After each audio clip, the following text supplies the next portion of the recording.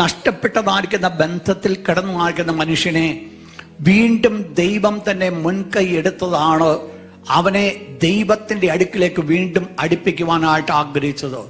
അതിനുവേണ്ടിയാണ് യഹോവയാം ദൈവം ആദമിനും അവന്റെ ഭാര്യയ്ക്കും തോൽ കൊണ്ട് ഒരു വസ്ത്രമുണ്ടാക്കി ഉടുപ്പിക്കുവാനായിട്ടിടയായിത്തീർന്നത്. നിങ്ങൾക്കറിയാം, അതിനകത്ത് രക്തച്ചൊരിച്ചിലുണ്ട്.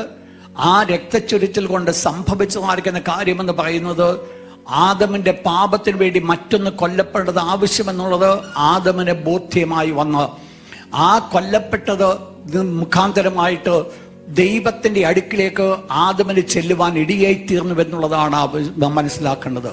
ശ്രദ്ധിക്കണേ, മനുഷ്യനെ ദൈവം സൃഷ്ടിച്ചപ്പോൾ ദൈവത്തിന്റെ ആഗ്രഹം ടു ഫെലോഷിപ്പ് വിത്ത് ഹിം. പക്ഷെ മനുഷ്യൻ പാപം ചെയ്തതായ സമയത്ത്, മനുഷ്യൻ ദൈവത്തിൽ നിന്ന് അകറ്റപ്പെട്ടപ്പോൾ വീണ്ടും ദൈവം ആഗ്രഹിച്ച ഒരു കാര്യമാണ് ഏതെങ്കിലും വിധത്തിൽ മനുഷ്യനെ ദൈവത്തിന്റെ അടുക്കിലേക്ക് അടുപ്പിക്കണം. ഇത് മുൻപോട്ട് കടന്നു പോകുമ്പോൾ വീണ്ടും മനുഷ്യൻ പാപത്തിന് കീഴിൽ അകപ്പെടുന്നതായിട്ട് കാണുന്നുണ്ട്. നിങ്ങൾ ശ്രദ്ധിക്കണം, ദൈവത്തിന്റെ ഒരു പരമപ്രധാനമായിട്ടുള്ള ഒരു ആഗ്രഹത്തെ നിങ്ങളിവിടെ കാണുകയാണ്.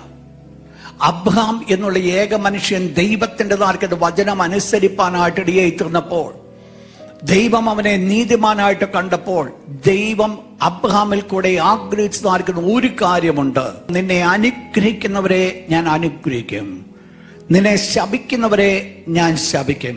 അത് രണ്ടും അബ്രഹാമിനോടുള്ള ദൈവത്തിന്റെ വാഗ്ദത്തം എന്ന് അടുത്ത വേർഡ് പറയുന്നത്, അബ്രഹാമേ, നീ മുഖാന്തരം നിന്നിൽ ഭൂമിയിലെ സകല വംശങ്ങളും അനുഗ്രഹിക്കപ്പെടും.